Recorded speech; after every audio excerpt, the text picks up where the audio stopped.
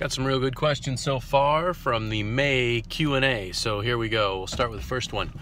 The last few years of the Boy Scouts of America. Now, I'm being an Eagle Scout. A lot of people would think that I would have an opinion on such things, and I do, naturally. Of course, you may not like what I have to say, and what I'm about to say is about ready to trigger and piss off about half of y'all, but that's all right. First and foremost, the most recent thing to where they're dropping the boy from the Scouts and making it the Scouts, I think that's a good thing. I support it, and I'm all for it.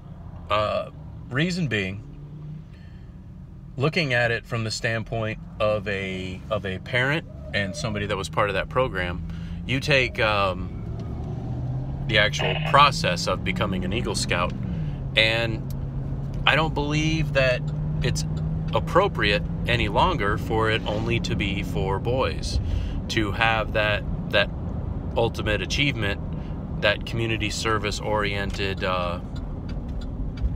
process that gets you to there. So the leadership training and the prestige of that, I think, is something that should be shared regardless of gender. Now, that being said, that's not to take away from the program that the Girl Scouts have, which is outstanding as well, but unfortunately it just doesn't carry with it the same prestige.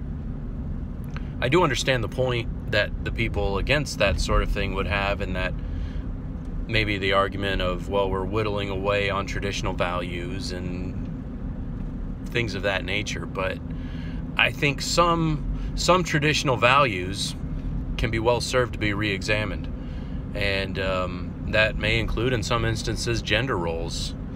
Do I think that all girls should be in the Scouts? No, and I don't think that all boys should be in the Scouts. It's something that isn't necessarily for everyone, so I wouldn't mandate it across the board regardless. It's like any other gender-specific job. You know, you talk like, hey, you think women should be police officers? Should women be soldiers, Marines, firefighters?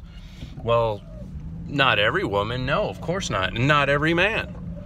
And so it holds true, and I think it's a good thing. I do wish that it would have been something, and I don't know how it's evolving because I don't have the actual details of it.